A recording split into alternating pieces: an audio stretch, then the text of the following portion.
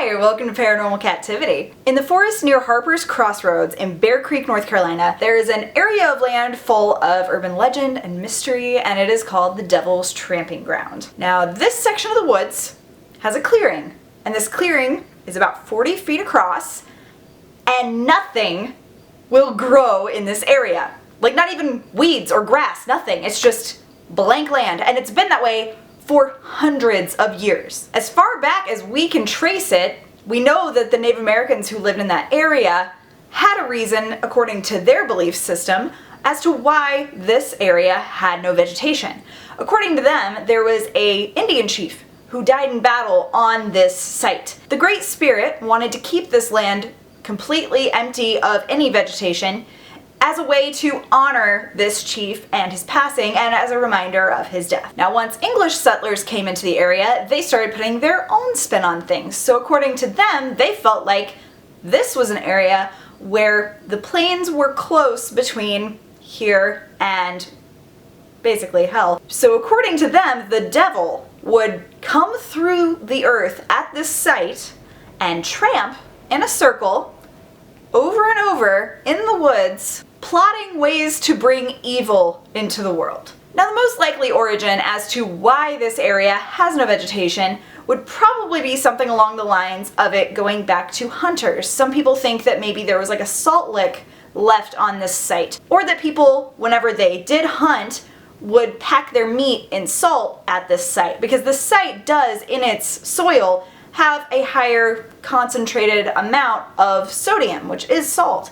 So if you have too much salt on land, nothing will grow. That's the most logical explanation. But there are even some who say that that isn't proven and that no one knows why nothing will grow there and that the soil is fine. Now, all of these theories still don't really explain the weird phenomenon that occurs at this site on a regular basis. UFOs have been sighted in this area of the woods, and a lot of people feel like this site, with it being circular, could be where spacecraft lands. People have seen shadow figures and other forms of apparitions, including one of a guy with a melting face. How creepy is that? Along with glowing red eyes, people have heard footsteps and other unexplained sounds, and even animals experience things here, especially dogs. Dogs, for the most part, will not enter this circle.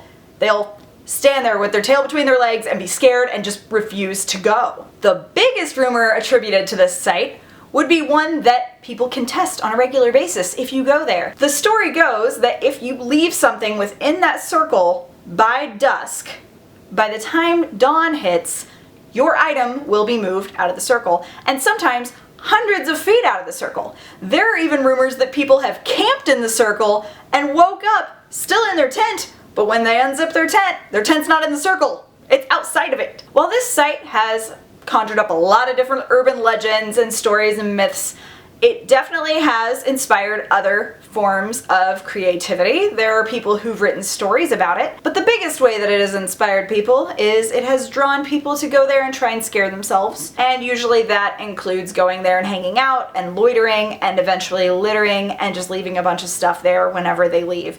So unfortunately, a lot of the visits to this site that people have recorded are just littered with garbage, and it's kind of sad. But that still doesn't deter from the fact that a lot of people still visit this site, because it is one of the most haunted locations in North Carolina, and people are still reporting experiences of paranormal activity there. So I wanted to ask you guys if you've heard of the Devil's Tramping Ground. I know a lot of you have. After I did my video about the devil's footprints that were over in England, a lot of you were like, oh my gosh, you have to talk about the Devil's Tramping Ground. So I wanted to make sure that I covered that, because I know a lot of you did know about it. But if you didn't, I hope you enjoyed hearing about it. And would you camp there? Apparently it's a very popular campsite. You can find its address and how to get to it online everywhere. I don't know. I think I would probably camp there, but I've never camped a day in my life, ever. So I don't know. I might just camp outside of the perimeter and leave something in there. I don't know. The likelihood of me visiting anytime soon is pretty slim. If I get the opportunity to, maybe I will camp in the middle of it and document it for you guys and scare the pants off myself. If this video wasn't your speed, feel free to give it a dislike. That way I can keep that in mind for future content for you guys. If you did enjoy this video or found it entertaining or educational or informative, I I would really appreciate it if you'd consider giving it a like. Don't forget to leave a comment. I do read every single one of them, and I try to reply to as many as I can. And if you haven't yet, subscribe and turn on the notifications. That way you get notified every time I make an upload. I do upload a minimum of 3 times a week. I'm Kat Davis. This is Paranormal Kativity, and have a strange day.